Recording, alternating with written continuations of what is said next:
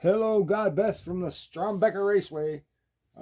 Coming to you today. I promised you guys that anytime I made any modifications to these SCX cars that I would let you know and run them. But I don't know if you can see this. Braids. I've got single braids on here now.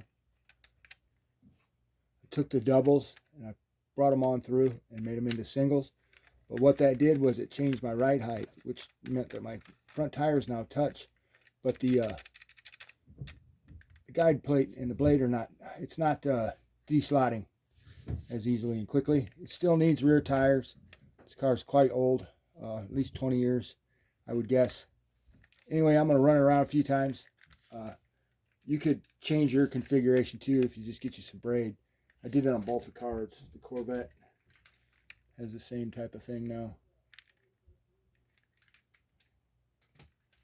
But let me put this Ferrari on here. Here's my control.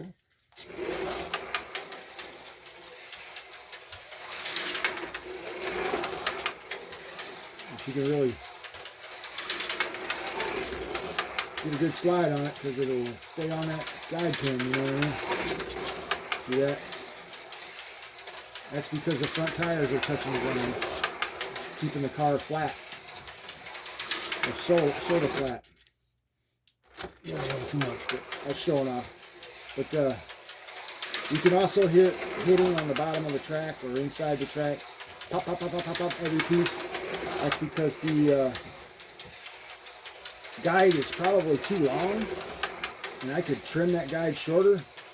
But if I change to a different track besides Strombecker, they've got deeper slots usually. This is a little older and it's only got like a 5mm slot in it, I think, or something like that. Now they're up to 7. So anyway, I don't want to trim this blade down for this track, because then I might have to replace it if I switch off this track. So now I'm sticking with the Strombecker because it's fairly reliable and fairly easy to work with, but the surface leaves something to be desired.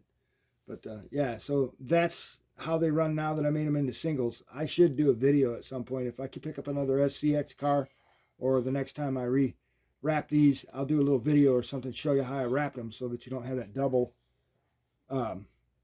braid thing coming out, because that holds the car up off of the track and the front tires won't engage. At least on my cars, they won't even touch the track, and you got to have them touching a little bit.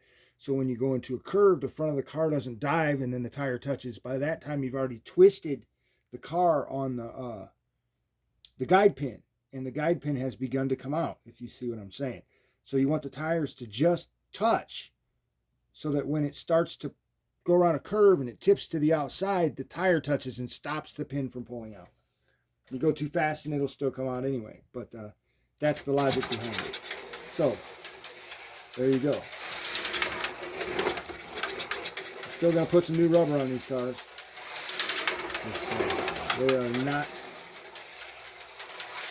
The Corvette's undrivable, pretty much. You can drive it around at like quarter throttle, less than that, because the tires are so slick. It just slips all over the track. Every curve, it's sideways, and it's fun, but it's also annoying because it's hard to drive.